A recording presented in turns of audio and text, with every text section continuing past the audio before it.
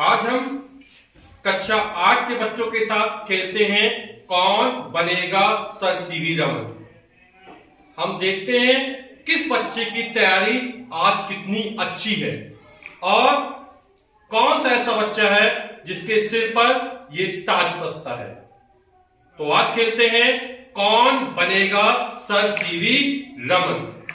अब हम इस प्रतियोगिता में जो बच्चे प्रतिभाग कर रहे हैं उनका परिचय प्राप्त करते हैं। टीम ए से मेरा नाम अवनीश कुमार है। मैं कक्षा 8 में पढ़ता हूँ। मैं बड़ा होकर टीचर बनके बच्चों की सेवा करना चाहता हूँ। Very good. टीम बी से मेरा नाम भीमसेन है। मैं कक्षा 8 में पढ़ता हूँ। बड़ा होकर टीचर डॉक्टर बनना चाहता हूँ।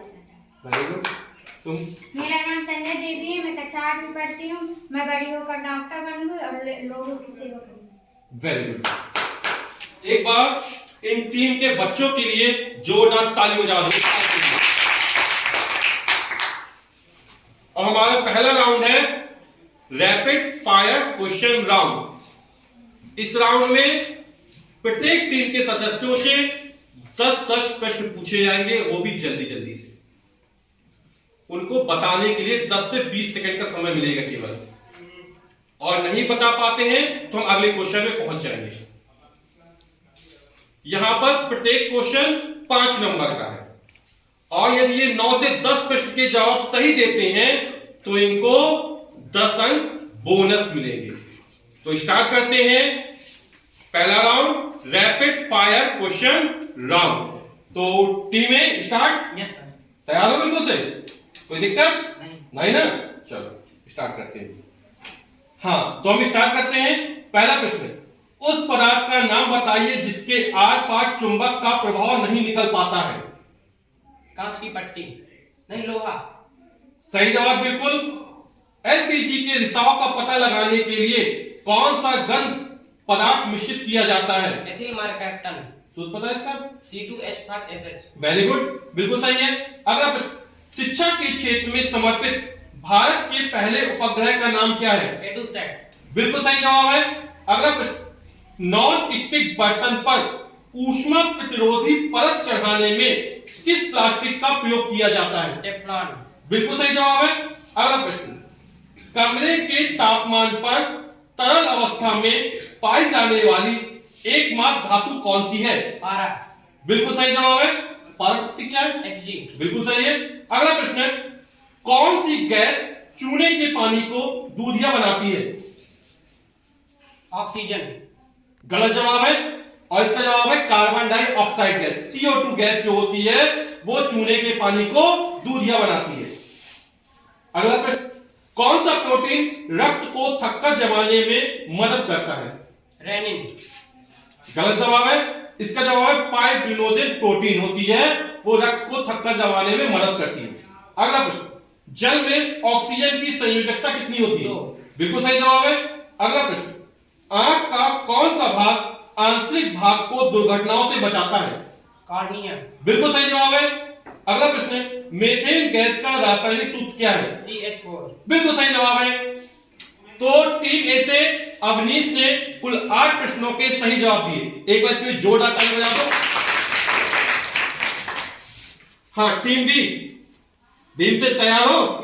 वेरी गुड, तैयार। बिल्कुल खड़े हो जाओ आराम से, है ना? तो अब हम टीम बी से भीमसेन से प्रश्न पूछना चालू करते हैं। चुंबकीय कंपास का आविष्कार किस देश में हुआ? बिल्कुल सही जवाब है। कार्बन के क्रिस्टलीय अपर रूपों के नाम? हीरा, प्लूटोनियम, ग्रेफाइट। बिल्कुल सही है। अगला प्रश्न है, भारत का पहला तेल कुआं कहां खोदा गया? असम के मकबूम में 1867 ईस्वी में। बिल्कुल सही जवाब है। अगला प्रश्न है, ICT का पूरा नाम क्या है? इंफॉर्मेशन एंड कम्युनिकेशन टेक्नोलॉजी, सूचना और संचार प्रौद्योगिकी। बिल्कुल सही जवाब है। अगला प्रश्न है, थर्मोप्लास्टिक का एक उदाहरण क्या है? स्टाइलोर। गलत जवाब है। पॉलीथीन या पॉलीवाइनिल क्लोराइड, ये हमारे थर्मोप्लास्टिक का उदाहरण है। अगला प्रश्न है, किस प्रकार के सूक्ष्मजीव सजीव व निर्जीव के बीच की कड़ी होते हैं? बिल्कुल सही जवाब है। अगला प्रश्न, लोहा आयरन के किसी एक अयस्क का नाम व उसका रासायनिक सूत्र? जिप्स। और इसका हेमेटाइट, और हेमेटाइट का सूत्र होता है Fe2O3। अगला प्रश्न है, आधुनिक संचार का माध्यम कौन सा है? इंटरनेट। बिल्कुल सही जवाब है। अगला प्रश्न, थर्माकोल का दूसरा नाम क्या है? स्टाइलो। बिल्कुल सही जवाब है। और अंतिम प्रश्न है, एसिक्लीन का रासायनिक सूत्र क्या है? एसिक्लीन का रासायनिक सूत्र क्या है? और इसका जवाब है C2H2 जो है एसिक्लीन का रासायनिक सूत्र है। तो भीमसेन ने कुल 7 प्रश्नों के सही जवाब दिए हैं और इनके 7 गुणे 5 यानी इसके टोटल मार्क्स होते हैं 35। एक बार जोरदार ताली बजा दीजिए भीमसेन के लिए। टीम सी से संध्या से तैयार बेटी, कोई दिक्कत नहीं ना? चलो पहला प्रश्न, सभी चुंबकीय पदार्थ अपनी शक्ति कब खो देते हैं? लोहा गर्म करने पर, बहुत तेजी से लोहा गर्म। हाँ, बहुत तेजी से गर्म करने पर अपनी शक्ति खो देते हैं। बिल्कुल सही जवाब है। किस वैज्ञानिक ने सर्वप्रथम प्रयोगशाला में यूरिया का संश्लेषण किया? फ्रेडली होयलर। बिल्कुल सही जवाब है। कठोर जल के साथ झाग देने वाले रासायनिक पदार्थ का नाम क्या है? मार्जन।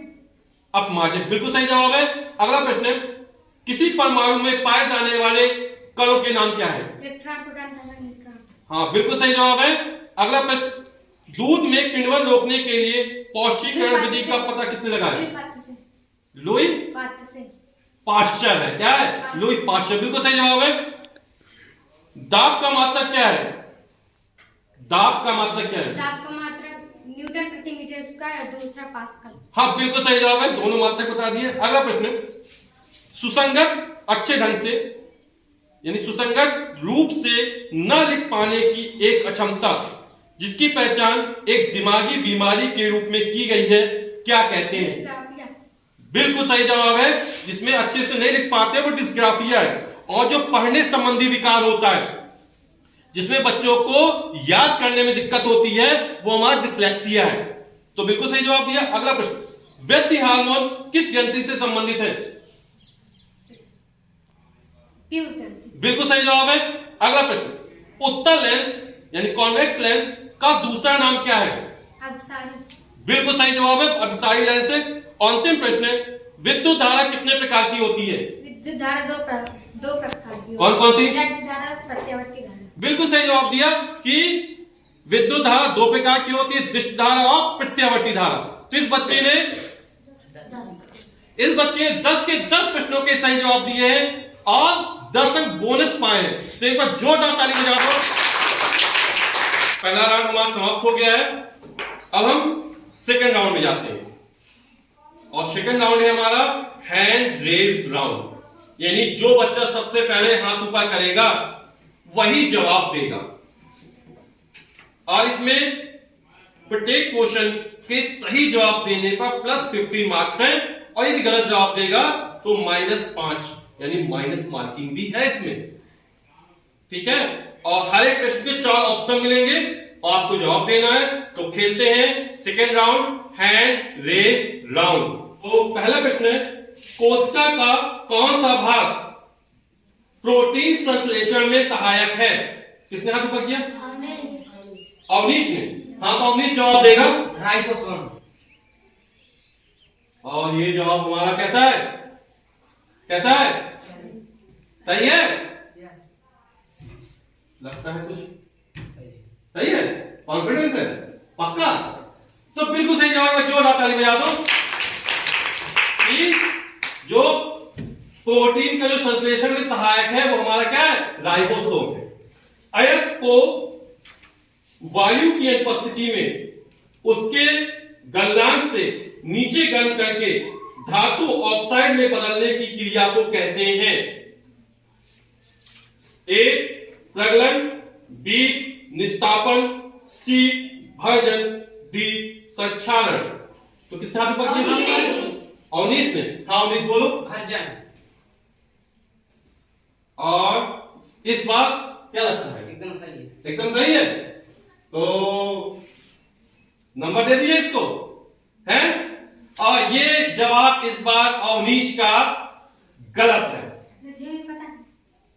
ऑप्शन हो गया। इसका जो ऑप्शन है वो हमारा बी ऑप्शन सही, निस्तापन। कि जब अयस्क को वायु की अनुपस्थिति में गर्म करते हैं तो निस्तापन होता है, और वायु की उपस्थिति में गर्म करते हैं तब हमारा भर्जन की प्रक्रिया होती है। तो ये वायु की उपस्थिति में था, इसलिए निस्तापन। तो यहां पर अवनीश को -5 मार्क्स। अगला प्रश्न, निम्नलिखित में से कौन सा सिंचाई के लिए जल का स्रोत नहीं है? प्रश्न है, निम्नलिखित में से कौन सा सिंचाई के लिए जल का स्रोत नहीं है? ए नलकूप, बी बांध, सी झीलें, डी महासागर। हाँ संजय जी बोलो। महासागर। और ये जवाब क्या हो सकता है? नलकूप से तो सिंचाई होती है, बांध से सिंचाई होती है, झीलों से भी सिंचाई होती है।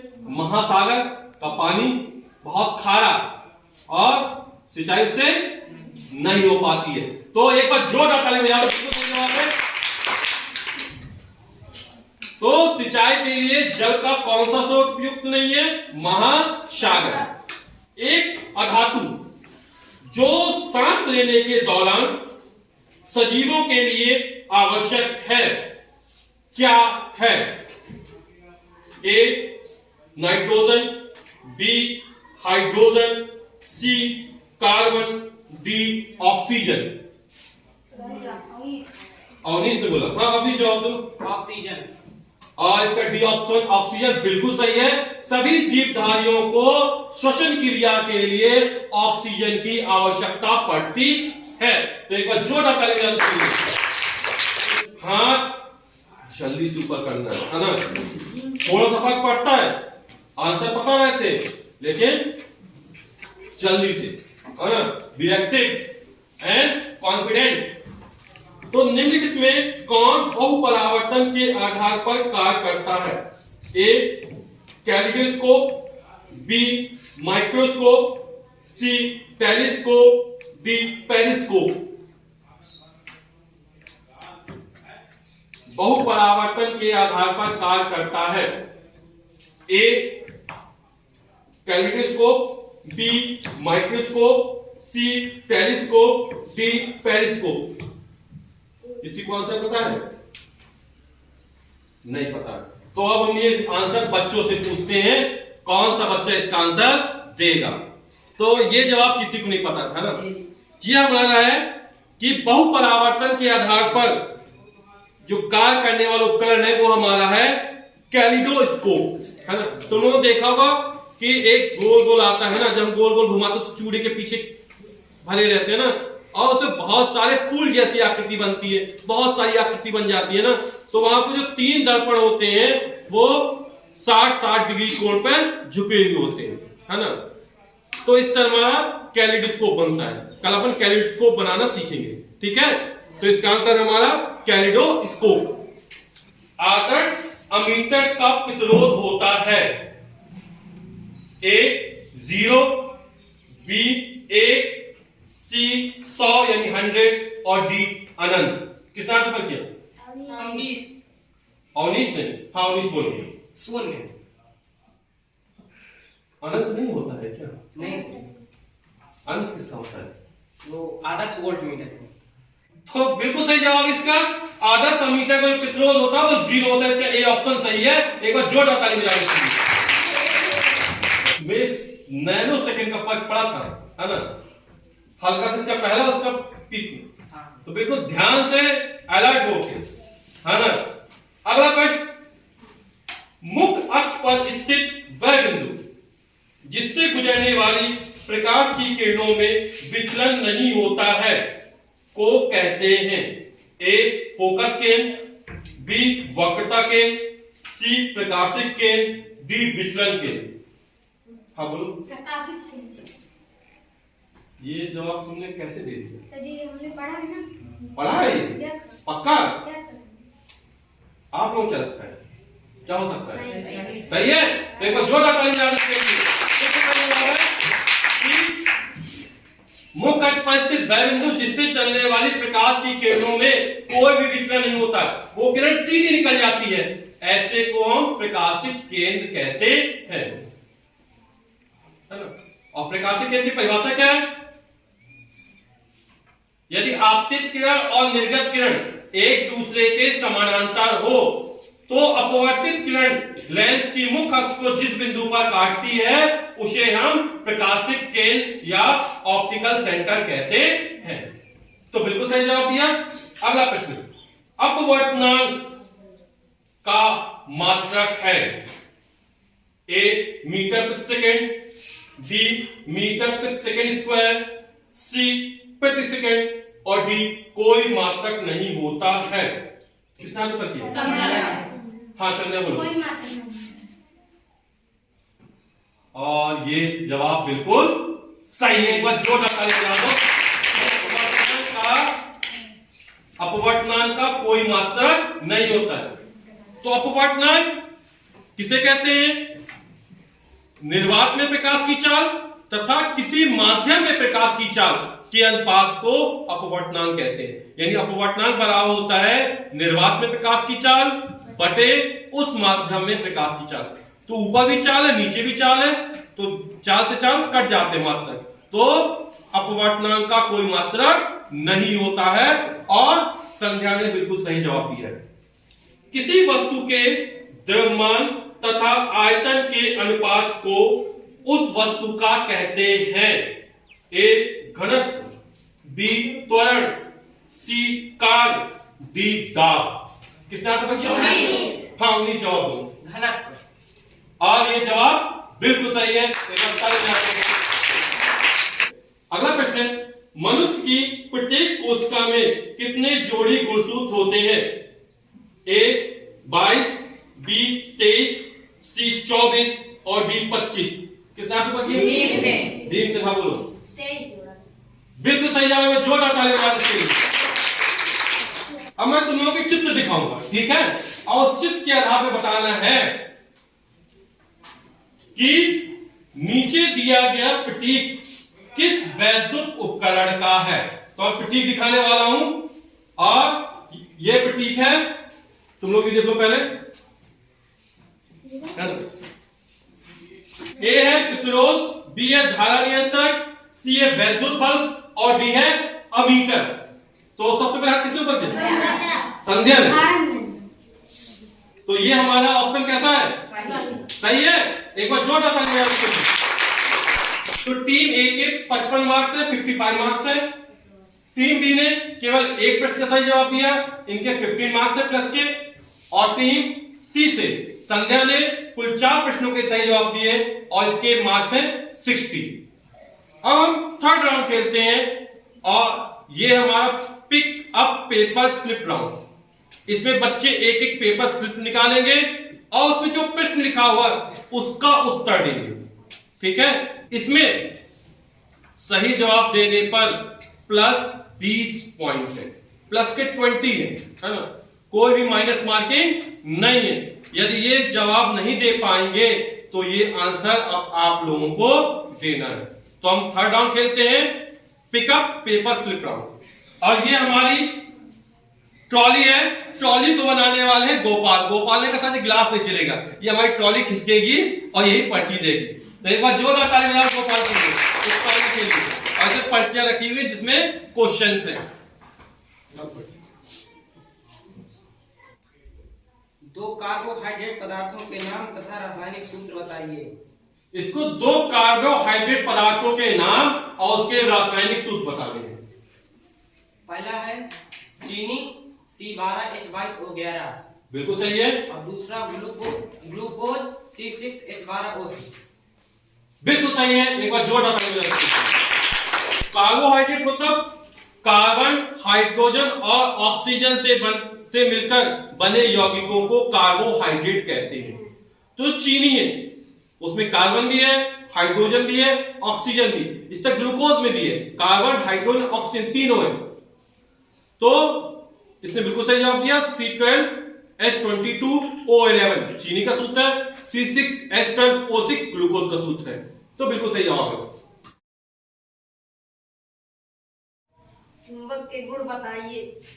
हाँ, इसको चुंबक के गुण बताना नहीं पता। तो चुंबक के गुण भीमसेन को यानी टीम बी को नहीं पता है।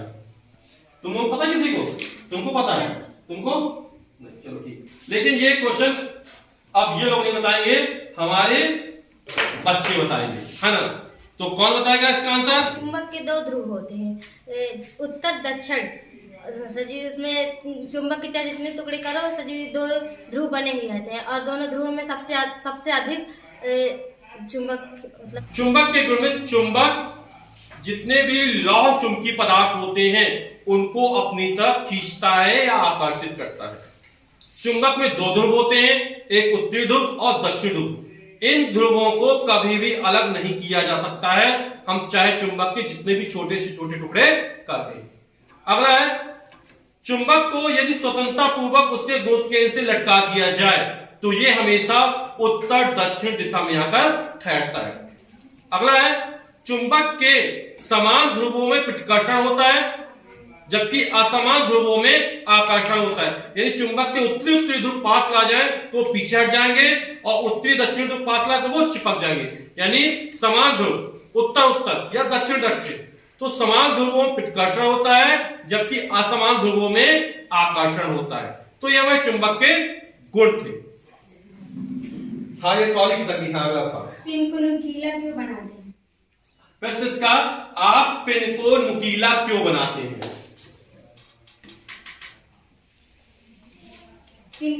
पिन का क्षेत्रफल कम होता है, उसका सूत्र P बराबर F/A। पिन का सिरा नुकीली होता है ना, और उसका क्षेत्रफल कम होता है, तो P बराबर F/A। और क्या फायदा हुआ उससे? चलो, ये आधा बता पाए, इसको +10 मार्क्स दे दो। और कोई बताएगा? बच्चों को बताएगा? और हम पिन को नुकीला क्यों बनाते हैं? और किसी पता है? हाँ बोलो। अच्छा, पिन को नुकीला बनाने से उसका क्षेत्रफल कम हो जाता है, और यह सूत्र P बराबर F/A से स्पष्ट है कि उसे एक निश्चित समय के लिए बल मिल जाता है। पिन है ना, उसका हम आगे देखते बहुत नुकीली होती है, तो उसका क्षेत्रफल क्या होता है? कम होता है। तो सूत्र P बराबर F/A से जब क्षेत्रफल कम हो जाता है तो हम कम बल लगाएंगे तो पिन को अधिक दाब मिलेगा। यदि क्षेत्रफल ज्यादा कर देंगे तो हमें ज्यादा बल लगाना पड़ेगा पिन को घुसेड़ने के लिए, है ना, क्योंकि P = F/A। बल की मात्रा सीमित कर दें, यदि क्षेत्रफल कम करते चले जाएं तो दाब का मान बढ़ जाएगा। तो हम क्षेत्रफल कम करते हैं तो दाब का मान क्या होता है? बढ़ जाता है। हम कम बल लगाकर भी अधिक दाब उत्पन्न कर सकते हैं। तो क्षेत्रफल क्या होता है? कम कर दिया था पिन का, है ना। तो क्या होता है? एक निश्चित बल लगाते हैं तो भी पिन हमारी लग जाती है, क्योंकि दाब का मान क्या होता है? बढ़ जाता है। या तो बल का मान बढ़ाएंगे, दाब कैसे बढ़ेगा? P = F/A जो सूत्र है, दाब बराबर बल बटे क्षेत्रफल। एकांक क्षेत्रफल के अभिलंबवत लगने वाले बल को दाब कहते हैं। तो F का मान ज्यादा होगा तो दाब का मान ज्यादा होगा, या क्षेत्रफल A का मान बटे में, या क्षेत्रफल A का मान कम होगा तो भी दाब का मान बढ़ जाएगा। तो इसीलिए पिन को हम नुकीला बनाते हैं। परमाणु संख्या या परमाणु क्रमांक से क्या तात्पर्य? हाँ बताओ। किसी तत्व के परमाणु के नाभिक में उपस्थित प्रोटॉनों की संख्या उस तत्व की परमाणु संख्या अथवा परमाणु क्रमांक कहलाती है। परमाणु संख्या बराबर प्रोटॉनों की संख्या। बिल्कुल सही जवाब है कि किसी तत्व के नाभिक में उपस्थित प्रोटॉनों की संख्या को या समस्त धनावेश को हम परमाणु क्रमांक कहते हैं, क्योंकि नाभिक में प्रोटॉन धनावेशित कण होते हैं। तो परमाणु क्रमांक बराबर होता है प्रोटॉनों की संख्या। कांच के गुण बताइए। कांच के गुण बताइए। कांच की क्रिस्टलीय संरचना नहीं होती है। कांच एक मिश्रित धातु है। कांच एक मिश्रित कांच का गलनांक निश्चित नहीं होता। कांच की क्रिस्टलीय नहीं होती, क्रिस्टलीय संरचना नहीं होती है। कांच एक प्रकार का मिश्रण है। चलो सही है इसका, इसको +20 मार्क्स दे दो। कांच जो है वो धातुओं के सिलिकेटों का मिश्रण है। कांच हमारा कोई यौगिक नहीं होता बल्कि मिश्रण होता है। कांच का कोई निश्चित गलनांक नहीं होता है। कांच की जो संरचना होती है वो क्रिस्टली नहीं होती है ना। तो ये कांच के हमारे गुण होते हैं। अयस्क को सांद्रण करने की कौन सी विधि? अयस्क को सांद्रित करने की कौन कौन सी विधियां हैं?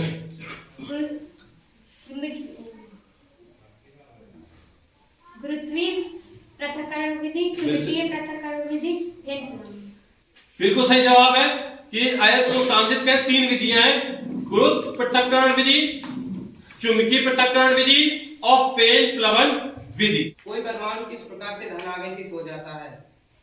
यदि किसी विद्युत उदासीन परमाणु में से एक इलेक्ट्रॉन निकल जाए तो उसमें इलेक्ट्रॉनों की संख्या से प्रोटॉनों की संख्या एक अधिक हो जाएगी। क्योंकि प्रोटॉन पर धनावेश होता है, इसी कारण परमाणु धनावेशित हो जाता है। और ये जवाब बिल्कुल सही है। एक बार जोरदार ताली बजाएं। इसको मैं फिर से समझा देता हूं। और ये टिपिकल क्वेश्चन है ना, कि कोई भी परमाणु धनावेशित कैसे हो जाता है ना, उस पर धनावेश कैसे आता है। हम जानते हैं परमाणु विद्युत का उदासीनीकरण, क्योंकि परमाणु के नाभिक में जितने प्रोटॉन होते हैं उसके बाहर उतने ही इलेक्ट्रॉन विभिन्न दीर्घवृत्ताकार कक्षाओं में चक्कर लगाते हैं। और इलेक्ट्रॉन पर जितना ऋणावेश होता है प्रोटॉन पर ठीक उतना ही धनावेश होता है। हमारे प्रोटॉन पर कितना आवेश होता है? 1.6 × 10⁻⁻19 कूलम का धनावेश होता है। तो इलेक्ट्रॉन और प्रोटॉन पर आवेश समान परिमाण के होते हैं, लेकिन प्रकृति विपरीत होती है। एक धनावेशित होता है, दूसरा ऋणावेशित होता है। अब जैसे सोडियम है हमारा, तो सोडियम का परमाणु क्रमांक 11 है, इसके नाभिक में 11 प्रोटॉन होंगे और इसके बाहर 11 इलेक्ट्रॉन विभिन्न दीर्घवृत्ताकार कक्षाओं में चक्कर लगाएंगे।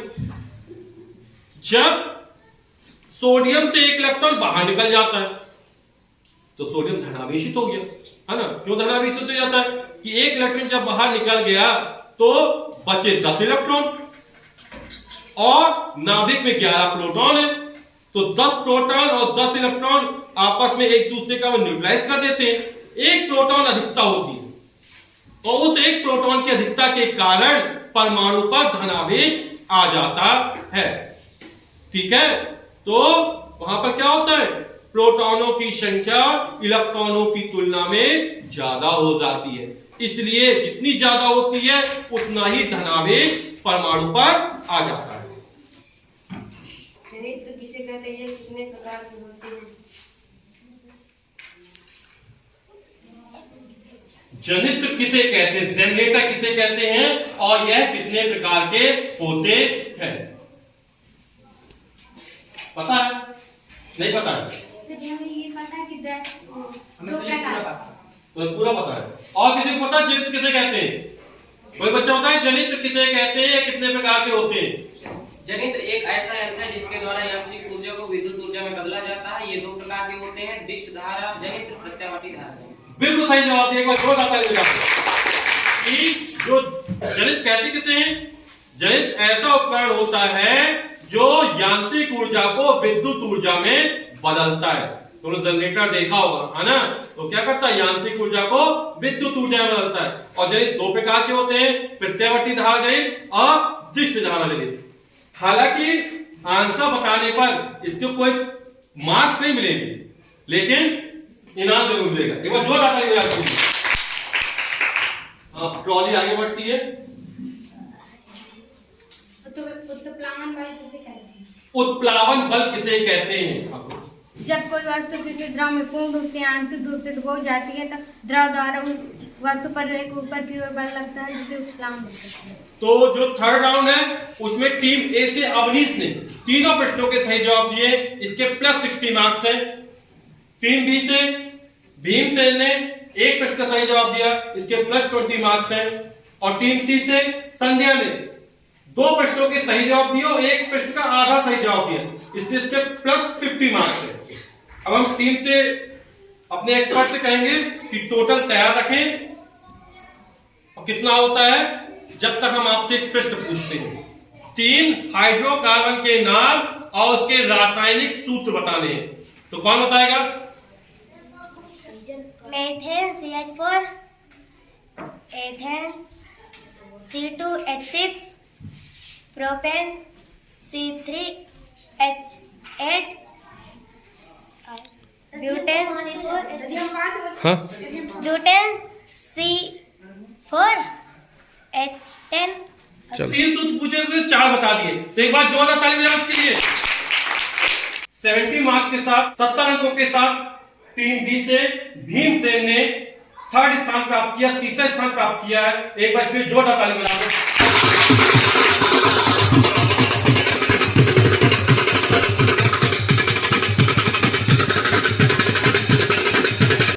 155 अंकों के साथ टीम ए से अवनीश कुमार ने 2nd स्थान प्राप्त किया है। एक बार इसके लिए जोरदार ताली बजाओ। जो कंपटीशन था वो बहुत टफ हो गया था और इनके बीच केवल 15 मार्क्स का अंतर है।